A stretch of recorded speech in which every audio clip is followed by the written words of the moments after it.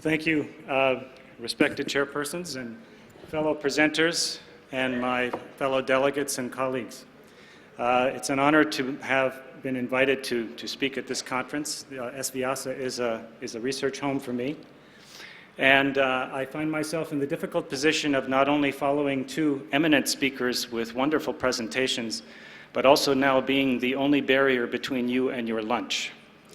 So I am hoping that I can at least give you some information that may assuage your hunger and appetite a little bit. I would like to start with some information about the psychophysiology of yoga, what we know about the recent research that is telling us about how yoga is doing what it does. And I'd like to start with a quote from my teacher, Yogi Bhajan. He said, "Yoga teaches you the techniques and awareness to stay healthy. You gain strong immune, glandular, and nervous systems. This foundation gives you energy and lets you deal with the mental and spiritual facets of your life." And this is a very modern, practical definition of yoga, and the reason that many people practice yoga, to become better functioning human beings on many levels. A lot of what I'm going to discuss is in this ebook entitled Your Brain on Yoga. And the interesting thing about this book is that it has the Harvard Medical School logo on the top left, and the Harvard Medical School name on the book, and yet this is a book about yoga. So this is a sign of the times changing. 20 years ago, this would have been inconceivable. So we are making progress in moving yoga into society. A lot of what I'm going to talk about in terms of physiology is also now being published in review papers. We now have enough information about how yoga works in order to give us an idea of, to review this literature. And so these are review papers on how yoga reduces stress, the neurocognitive mechanisms, and also the self-regulatory mechanisms involved when you practice yoga. If we go back historically, this work really started in earnest in the 50s and 60s, and this is a landmark study that was done here in India. These investigators traveled all over India studying yoga masters, and what they concluded from this study was that physiologically, yogic meditation represents deep relaxation of the autonomic nervous system. And this was a phenomenal finding. It was telling us that it was possible to self-regulate internal state. You could change autonomic function, a portion of the stress systems that's involved in the stress response, and that yogis in the practice of yoga could enhance this ability to self-regulate internal state. And taking us into the modern era are two areas of research that are really phenomenal in allowing us to understand the molecular and brain mechanisms involved in yoga practice. One of these is molecular biology. And so there are now studies showing that yoga practice can change genomic expression, that we can change by yoga practice which genes are turned on and which genes are turned off. And this paper published out of UCLA in the United States, looking at a yoga kriya, this practice suppressed expression of the inflammation-related genes and upregulated expression of genes involved in antiviral and immunoglobulin responses, suggesting that when we practice yoga, we change our functioning at the cellular, at the molecular level. We improve positive functioning and reduce negative functioning. The other area which is at the cutting edge of research is so-called neuroimaging, using fMRI and other related techniques. And what these strategies allow us to do is to see what happens in the meditating brain as it's happening. And so, for example, in this study, the observed changes in the brain compared to people that are not meditating appear in structures that underlie the attention network and those that relate to emotion and autonomic function. So here again, you see this theme of self-regulation, but also attention, because the practice of meditation involves the control of attention. And that control of attention changes awareness and mind-body mindfulness. This is a remarkable study conducted at the NIH, our premier mental health institution in the United States. And what this study showed was that long-term yoga practitioners on the left-hand graph have greater pain tolerance than people who have not practiced yoga. And not only that, but the areas of the brain that are involved in pain regulation are actually larger in structure. And this change in structure on the right-hand graph is correlated with how long you have practiced yoga. So when you practice yoga, you not only change brain activity, over time you actually change brain structure. So these changes are long-lasting and improve your function over the long term. And one of the key findings of much of the yoga research that has been done really is focused on stress reduction. Yoga is excellent at reducing stress and used as a very effective stress management tool. So this paper is a review suggesting that many of the studies that have been done on yoga show that it is indeed very effective at reducing stress.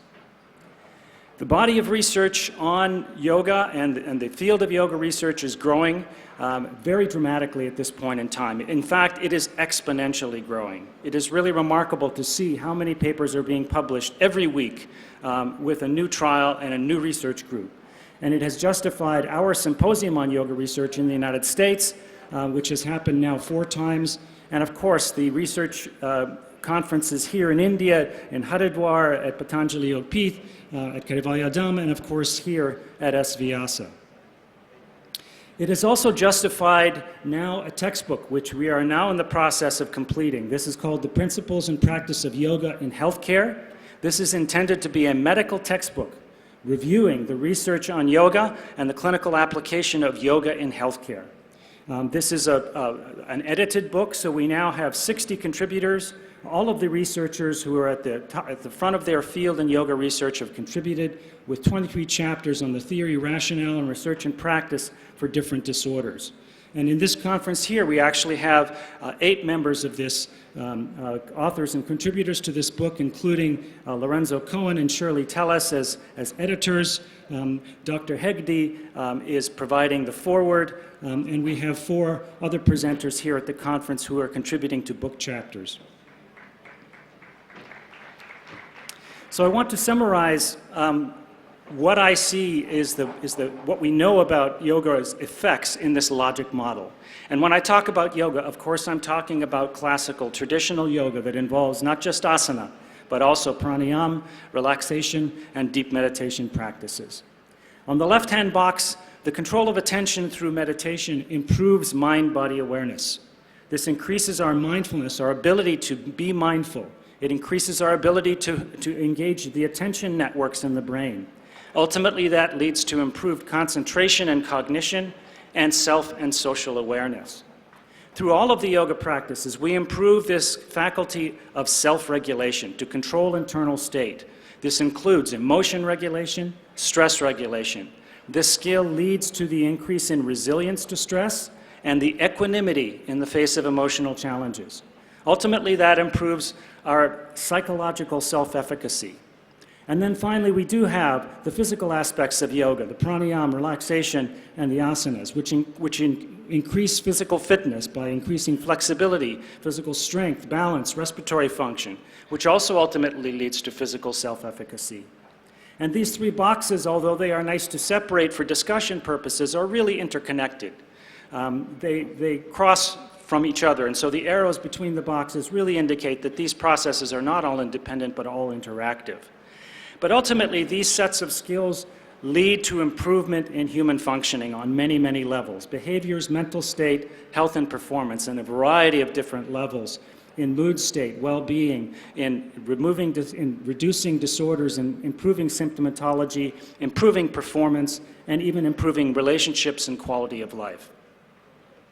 I also like to talk about the benefits of yoga practice in the temporal perspective. If you practice some form of yoga or meditation on the short term, over the course of just a few minutes, you can engage in arousal reduction. You can improve physical and mental well-being. This happens immediately. This is why people go and practice yoga in the yoga studio or in the yoga class. However, as you practice over the course of weeks and months, you start to develop this self-regulation and awareness over time. This improves your mind-body awareness, it improves your resilience, and it improves your ability to self-regulate internal state, making you much more functional in terms of self-care.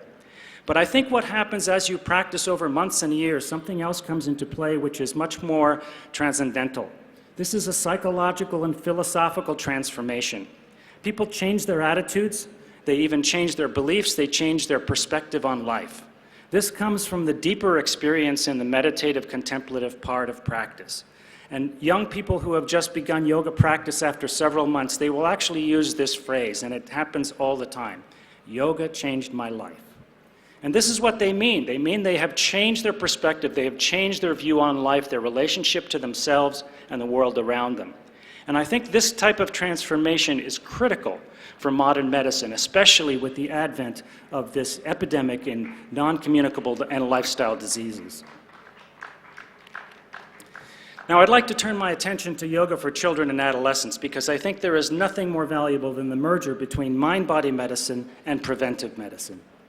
And our children are in desperate need of this. In fact, we have huge problems in our child and adolescent population. Largely, this is coming from stress from a variety of sources, which leads to behavior problems, mental health disorders, attention deficit disorders, problems in school with academics and grades, and even to this epidemic which is now reaching our children and adolescents of obesity, diabetes, and other non-communicable lifestyle diseases. So our children are in desperate need, and I'd like to highlight this. This is not old news. This is happening every day. This is a post from the New York Times, an article which appeared the day before yesterday. Is the drive for success making our children sick? Addressing this whole idea of the huge mental health burden in our adolescents and children. So we have surveys that further give us evidence of this. This is a survey by Ron Kessler from the Harvard School of Public Health suggesting that in adults, the majority of seriously impairing and persistent mental health conditions have child-adolescent onsets and high comorbidity, and also that our children have a high mental health burden. The most disturbing, another study has indicated that the yearly prevalence is 7.5% in adolescents, and that the causative factors involve indicators of stress, and that personal resources such as mastery enhance resilience to onset of mental health problems. The most disturbing study is this longitudinal study following children from the age 9 to 21. The conclusion of this study in the United States was that the lifetime prevalence of psychiatric disorders by age 21 well exceeds 80%, suggesting that the experience of psychiatric illness is nearly universal. So this is very disturbing information. So yoga obviously has the skill set that can lead to a lot of the preventive risk factors that are involved in the development of mental health disorders. And yoga can be used in children. In fact, it is used as yoga therapy in children. And there are a number of review papers now have been published, the ones listed here, 2008, 2009, 2010, reviewing the literature of clinical trials of yoga for children and adolescents. And at the bottom, our own Dr. Nagendra has published in 2011 this review paper on yoga for children.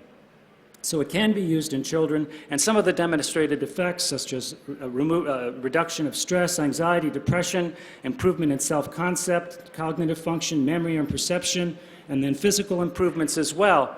All of these changes are similar to what you see in yoga for adults. So yoga clearly is effective for children, and I think is an area that we need to really focus on.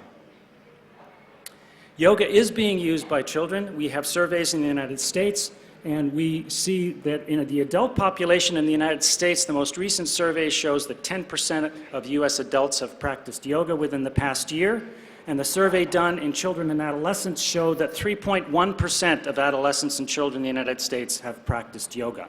So it is being practiced, which is good news.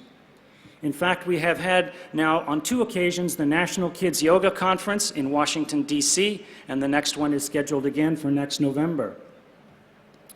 Which brings us to the best place to bring yoga to children, and that is bringing it to the schools, because all of the children attend the schools. And I believe that yoga belongs in the schools as a central practice, as a central topic, as a subject for improving the health of children, in addition to all of the other academic subjects that children take.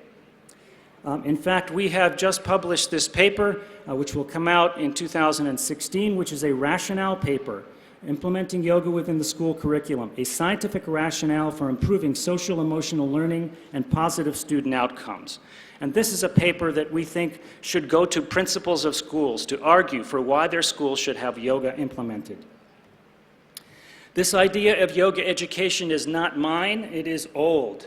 Swami Vivekananda himself said, the very essence of education is concentration of mind, not the collection of facts. If I had to do my education once again, I would not study facts at all. I would develop the power and of concentration and detachment and then move forward with life.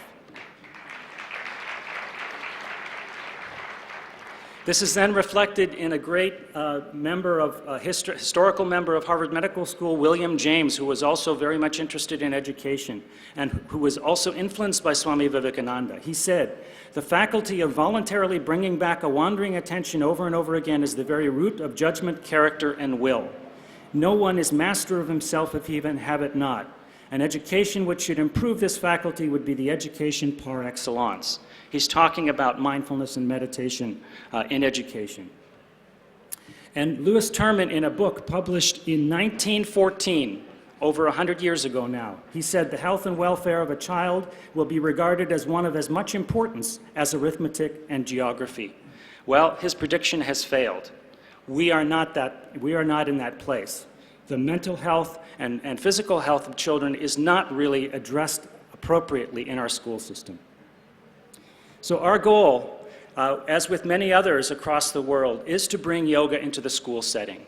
In fact, we have a group called the Yoga Service Council in the United States, which has just published this book called Best Practices for Yoga in Schools, providing the best strategies for how to implement yoga to children. We also have the Yoga in Education Conference at Kaivalyadhamma, which has been held for several years now, and I just was there last week presenting at that conference. In the UK, there has been a conference on yoga for education, which happened for the first time last July and is scheduled again to repeat next July. In the United States, we have been holding the Yoga in School Symposiums, which brings together not only people who are practicing yoga in schools, but also the researchers who are conducting this work. And this will be the third meeting of this kind coming up in March of this year. So let me just briefly take you through some of the research that has been done on yoga in school settings. And this is a survey study that we conducted in the United States. Yoga in schools is a movement now in the United States. And so we decided to look at all of the systematized programs that are being implemented in school settings in the United States. And what we found is that there's 36 such standardized programs that offer training programs and curricula for yoga in schools. They've been in existence for anywhere from 2 to 20 years. They are being implemented in about 940 schools across the United States, and there are more than 5,400 trained instructors. So this movement is really moving forward. In terms of the research publications on the efficacy of yoga, this is a review paper that was published now 3 years ago, reviewing the literature of published studies of the efficacy of yoga for children in school settings. There is a more recent article, which has now been published in 2015, and Shirley Tellis, my colleague, is one of the authors on this paper. This was a review of randomized controlled trials of yoga in schools. And what they concluded was that overall there is a trend for showing benefit for yoga in schools. But one of the challenges we face is that this is a brand new field with a brand new population, with a brand new intervention. And so we are just getting our feet wet. Just like any new field of science, we have a lot of negative results with no outcomes. And so we are now struggling with this with pilot studies, some of which are not showing positive results, but a few of which are showing positive movement. So I have just had accepted a paper which will be published in the New York Academy of Sciences, and this is now currently under review. This is a review paper looking at the number of papers. There have now been only 50 papers published on studies of yoga in school settings. Most of these were done in the US and a quarter were done in India. Most of them were done in elementary school settings with a quarter done in high school settings. About half of them have used randomized controlled trials, and 25% had no control group whatsoever, and only 10% were after-school programs, suggesting that these are valid studies because they are done within the school curriculum. This is the chart of these publications, and as you can see, this is an exponential increase. And virtually all of these studies have been done within the past 10 years. So this is a brand new field of research. But when you also plot the randomized controlled trials within this group, you can see that that is improving as well. So not only the quantity, but also the quality of this research is increasing over time. And the outcomes are, again, similar to what you see in adults. Improvements in stress coping, self-regulation, physical and emotional arousal, improvements in aggression, hostility, anger, mood, anxiety, depression, and then cognitive functioning, rumination, self-esteem, mental, social, and physical well-being, and ultimately behavior changes. And we have conducted our own trials in my laboratory, going back now about 6-7 years. These have been randomized controlled trials where we bring yoga into the school setting for 12 weeks at a time, giving them yoga twice a week, and looking at the outcomes. And summarizing some of the data from some of the first studies, you can see this is showing in pink the improvement on the right-hand side in the yoga intervention, which is very small and modest and virtually not statistically significant. But when you look at the control group that did not practice yoga, you can see them getting worse. This is what is happening to our children over the course of a single semester. Their mental health is deteriorating. And when we give them yoga, it acts as prevention. It keeps their mental health intact. And we have seen the same now in a recent study we conducted on substance abuse risk factors. And we showed at the beginning of the study that the control group and the yoga group had similar willingness to smoke cigarettes. But at the end of their intervention, the control group got worse. They had higher levels of willingness to smoke cigarettes, whereas the yoga group was able to maintain those levels. And then finally, we have also shown that in grades, that the yoga intervention prevented a semester-long decline in grades, whereas the control group got lower grades over the course of time. So largely the action of yoga has been really to act as a preventive break.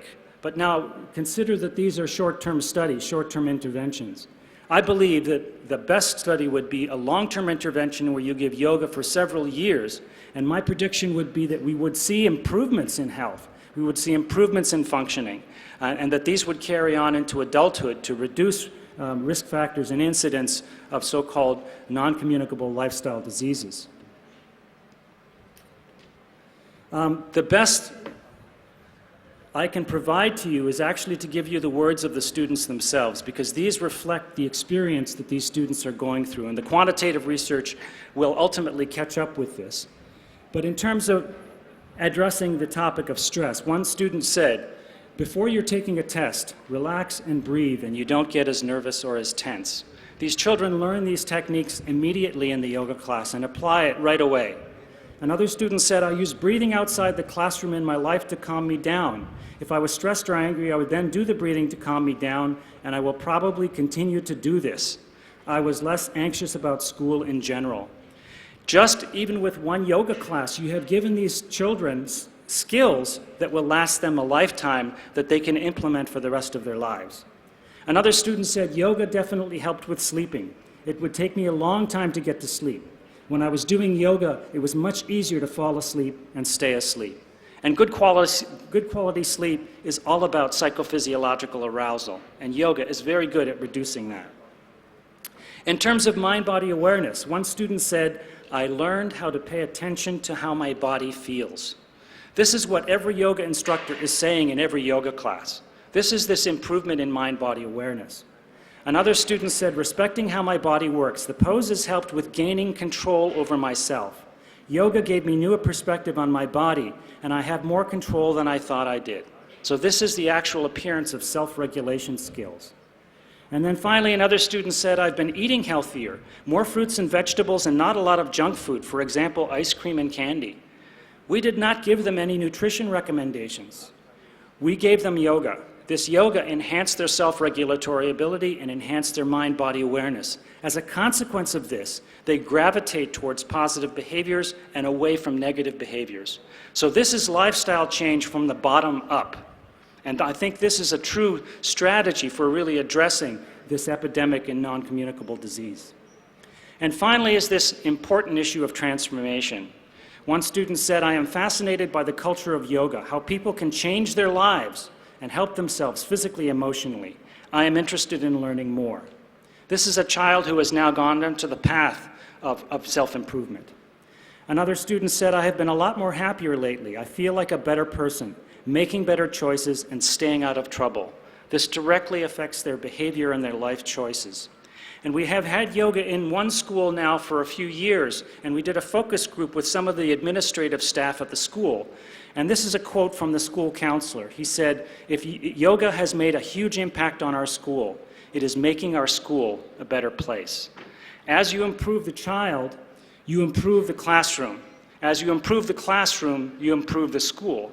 As you improve the school, you improve all the schools in the district, and so on until you improve society as a whole. So this is not a trivial initiative. So I want to acknowledge the Kripalu Center for Yoga and Health, which is the largest yoga center in the United States, and they have funded much of my work on yoga in schools. I'm also indebted to the National Institute on Drug Abuse, which funded our trial on substance use risk factors. And I'm also indebted to the Kundalini Research Institute for supporting my efforts in promoting yoga research. And I want to end with this cartoon. Now, the cartoon says Evolution of Americans, and it refers to this epidemic of lifestyle disease. But it's not just Americans, this is now worldwide. And the problem is that our schools do not have strategies, mind-body strategies, for allowing us to improve our self-regulation, improve our self-care, to improve our mind-body awareness, and to give us a change in perspective as to who we are and where we should be going as human beings. And I think yoga can provide that. If we can do the research to justify the implementation of yoga in schools, hopefully we can change this cartoon to this cartoon. Thank you very much for your attention.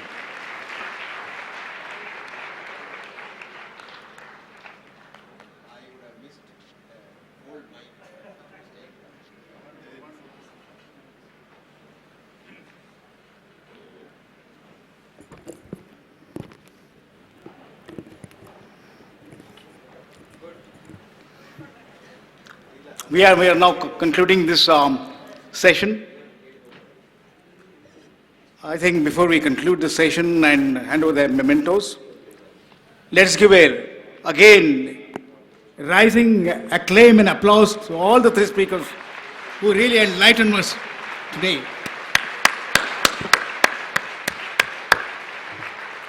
Friends, this has been, I think, coming to this international conference must have been, I feel very enlightened. I also feel very shocked, very disturbed in many, many ways. When I was listening to Professor Satpal's presentation in yoga in school, I felt like going back to my school in primary education. This was the comment which came from the same his school, Harvard Medical School, from Professor Whitesides. Professor Whitesides, those who have studied chemistry, undergrad or grad, would know that he is one of the most prolific researchers. He was nominated to Nobel Prize 3 times, and he would get it soon. And we are celebrating his 80th birthday in the National Chemical Laboratory in Pune. And he was overwhelmed by Indian celebration, the way we do it. And he went to the dais. He said, I have a confession to make. Friends, I have a confession to make. And that confession is that, though you are adoring me, you are applauding me and acclaiming me here, but I must confess that what I all taught and wrote about chemistry, I wrote 40 books, textbooks, which are very popular. I read so many researchers, I have so many innovations, so many patents, but what I all taught and learned about chemistry is wrong. Now, this is the experience. I think Professor B.M. Hegde talked about this same thing for the medical school, as well as what I think Professor Bhushan brought before us. We have to go back again and relearn again. And there's nothing wrong with that kind of thing. We're believing that Earth is flat for several millennia. And we worked, we lived, we conquered, we ruled. I think we go This is the lesson we have to understand. Yet another thing which I feel at this moment is that if you look at the Indian system of knowledge, of course, always there is a universal system of knowledge. Unless it is universal, it will not really last. And there is a particular Greek tradition and the Western tradition which is before us. Both have contributed to our knowledge. But one thing which comes to us, before us, is that when the studies of civilizations were done, I think the Sanskriti is different than civilization as was brought to us in the opening inaugural session. But when the studies of civilizations were done by Earl Toynbee, the greatest historian, the British historian, he studied most of the civilizations from the early stage. Whatever recorded history was there, what else can be also projected back. He said that there are several civilizations came from Sumerian, Mesopotamian, Egyptians, Greeks, and Romans, and of course the Chinese, the other side, and many civilizations came. They rose and they went off too. There is one living civilization today, one still living, vibrant civilization today, that is Indian civilization. Not that it is coming from Britishers, that's what we need, I think Indians will believe. They will not believe themselves. So, why? Because of their knowledge system. Because of their, which I think comes from Vedas, Upavedas, Vedangas, and there are different darshanas which were explained. The really epistemology of the whole thing. Very pramanas of what you are talking about. We didn't talk about just scientific pramanas which I accept today. That is pratyaksha, the direct observation, and inference, the logic of it, the rational part of it. But Shabda also. Shabda was taken as one of the greatest traditions. This is coming from the Shabda of my Guru or from this text. Beyond that, Upaman, beyond that, Arthapatti, Anupalabdhi. Then there are two auxiliary pramanas and then one more pramana. There are 9 pramanas, which are very, I think the whole integrated thought of the whole human faculties. Unless we take all these into account and going beyond and transcending, going to our intuitive levels and experiencing the truth directly, that has been the method. People say that this is old things, and I think it is not scientific. Those who say that, they have not understood how knowledge is perceived. Knowledge is actually gained. This was one of the most fundamental, I think, explorations what humans did, what Indians did. How knowledge is actually obtained and how it actually is retained and how creativity comes about the picture. Anyway, I don't want to talk on that, but I think the time has come to look at this whole, revisit the whole thing once again. Now you look at it, this one, that suddenly you learn something, Professor Hegde comes and gives us a shock, and then we have got many things, many shocks here today, this one. What do I do today? The question will come, what do I do? Do I start again? What was doing wrong? I think the answer to today is that I don't have time now. I may be 70, and can I go back to school now? And can I start understanding what practices I do? How do we do that? We are talking this in the healthcare systems, and we talk. India is one of the greatest things. We never talked about Western or Eastern. These words come much later. The Eastern or the Western world. We embraced all that good knowledge anywhere in the world. Either the religions were born here or they were embraced here. I think the embracing is the most important. The diversity was respected. Not that what I said is correct. There were dialogues, there were discussions, but a diversity of different opinions. This is also true. This may also be true. But I will try to see and experience myself, like Buddha said. Don't believe unless I experience myself. I think we are again starting on the experiential journey on this and learning from the great teachers. Once again, I want to say that I think this is a really momentous occasion for me that one after another, I think very profound presentations are being made which make you think. And we are trying to see whether the modern, best of the East and best of the West, as Swami Vivekananda talked about, we are talking whether that integration is possible. Now, one thing comes to my notice as a common person, I'm not a medicine person, but how do I integrate? I see entirely different systems. Yoga is a very different system, seemingly. I see yoga is a very distant system, Ayurveda is a different system, homeopathy is talking totally differently. Unani or Siddham may be connected to Ayurveda, they are connected to Ayurveda, but the modern medicine is a very different way. This one. I don't see how that integration can be done. But we see that all the systems heal you. Some way or the other, they heal you. In fact, what is happening in the practice is that when I fall ill, everybody advises me. Somebody gives me homeopathic pills, somebody gives me Ayurveda medicine, I buy something over the counter, some pills and all that thing. I practice everything in daily life. I'm doing that. How do we do that? Somebody talks about pranic healing, somebody prayer, somebody, many, many things. But I want to refer to my own findings on this in the 90s. When I was studying in computers, in electronics, computers, information technology, all that is happening, we studied this field very differently. When I'm working in computing, I did not know anything about telecom. In the telecom, when I'm studying, I know about wired telecom, but I did not know anything about wireless telecom. Then I went to broadcasting. That's an entirely different thing. The television was very different. Many, many branches, I said, which has no connection. But suddenly, a paradigm shift occurred in terms of digitization. Computers came in. This digitization brought the integration of everything. And to the surprise of the humankind, even the people who discovered, who innovated, did not know this integration themselves.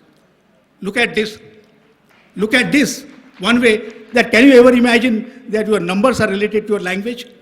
This was, of course, seen in Vedangas, Panini, and I think during that time it's always seen. Do you see the script? What you write, literature, is related to your numbers. I think that was what things was after the digitization. Do you see your pictures, graphs, images, videos, you know what you eat, what you smell, what you touch? There's just numbers. Not only many numbers, but only one number.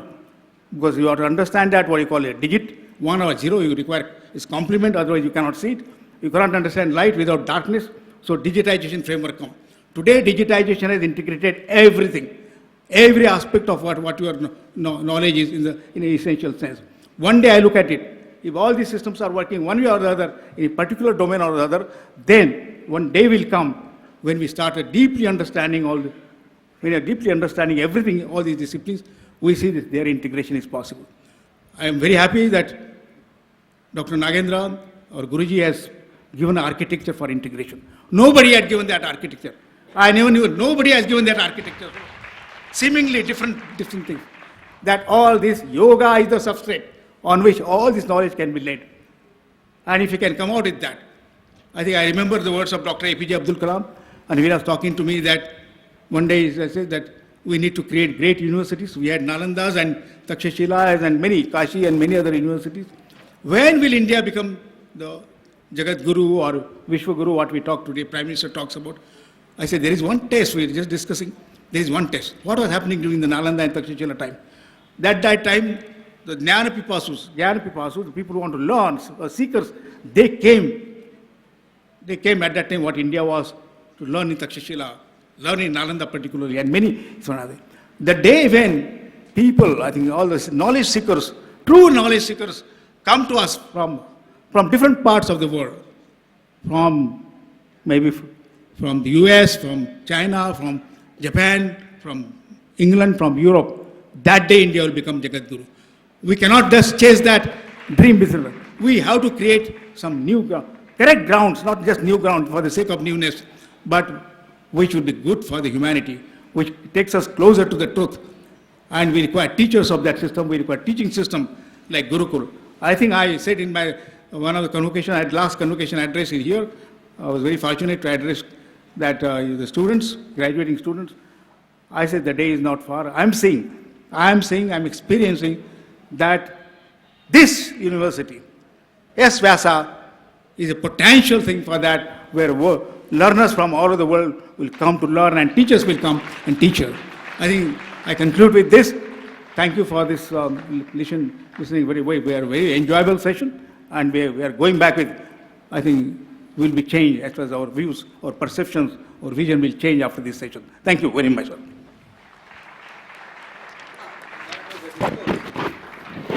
Thank you very much, sir, for your words of appreciation. I now request Dr. Vijay Bhatkar, the chairman, and Dr. R. Nagaratna, the co-chair, to felicitate Dr. Bhushan Patwardhan.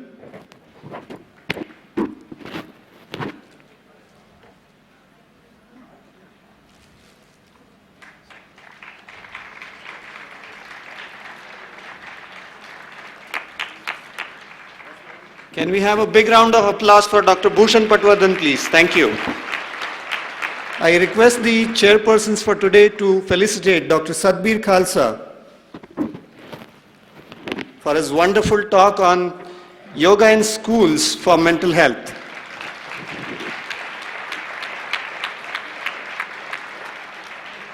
I also request Nagratna Didi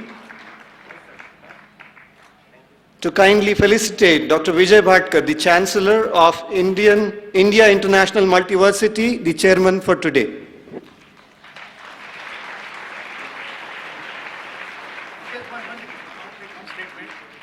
As a conclusion of this session, as Dr. Bhushan Patwardhan has brought out, we are living in a very important moment at this moment when national health policy is being framed.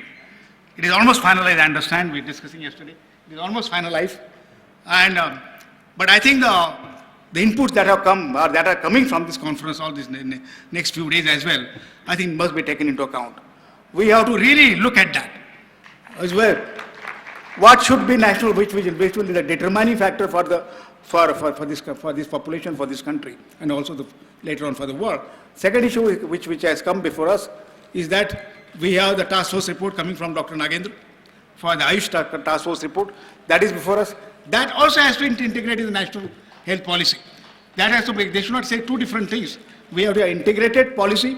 Before we talk about integrated healthcare policy, which will be really far-reaching, which will be very perceptive, which will model for the world, including definition of health itself. Thank you very much. I think this is one of the recommendations we want to go before the government. If you agree, please clap. I now request Didi to honor Dr. Vijay Bhatkar. Dynamic claps, please.